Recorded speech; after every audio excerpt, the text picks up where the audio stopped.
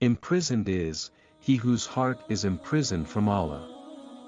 Captured is he who is captured by his desires. Don't depend too much on anyone. This whole religion revolves around knowing the truth and acting by it.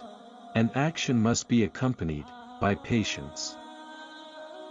A man will never fear something besides Allah, unless it be due to a disease in his heart. Sins are like chains and locks preventing their perpetrator from roaming the vast garden of Tawheed and reaping the fruits of righteous actions. Remembrance is to the heart what water is to the fish. And what is the state of a fish that leaves water? What can my enemies do to me? I have in my breast both my heaven and my garden. If I travel they are with me, and they never leave me. Imprisonment for me is a religious retreat. To be slain for me is martyrdom.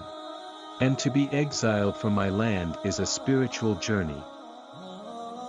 The entire religion revolves around acknowledging the truth, and then acting upon it. Sins cause harm, and repentance removes the cause. Through patience and certainty, leadership in the religion is obtained. As for the people of Tasawwuf, they affirm the love of Allah, and this is more evident among them than all other issues. The affirmation of the love of Allah is well known in the speech of their old and recent masters.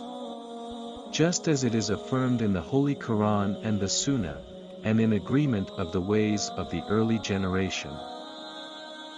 The one who is truly imprisoned is the one whose heart is imprisoned from Allah. And the captivated one is the one whose desires have enslaved him. Perpetually is the servant either the recipient of a blessing from Allah, in which case he is in need of gratitude, or he is the perpetrator of sin, in which case he is in need of repentance. He is always moving from one blessing to another, and is always in need of repentance. Whoever considers the attributes of Allah to be like the attributes of the creation, such that the istiwa of Allah is like the ascending of the creation, or his descending is like the descending of the creation, or other than that, then he is a deviated innovator. Indeed, the term body, organs, extent and their like are all newly invented terminologies. We have mentioned many a time before, that the Salaf and the Imams have not spoken about such things, neither by way of a negation nor by way of affirmation. Rather, they declared those who spoke about such matters to be innovators, and went to great lengths to censure them. Verily, I constantly renew my Islam, until this very day, as up to now. I do not consider myself to have ever been a good Muslim. Contentment is the greatest door that one enters to Allah, it is the source of tranquility for the worshipper, and paradise on earth. Whoever does not enter, it will not enter the paradise in the hereafter. The more humble, needy, and subdued you are before Allah, the closer you will be to Him. If you correct your hidden deeds subsequently, Allah will correct your outward deeds. In this world there is a paradise, whoever does not enter, it will not enter the paradise of the hereafter.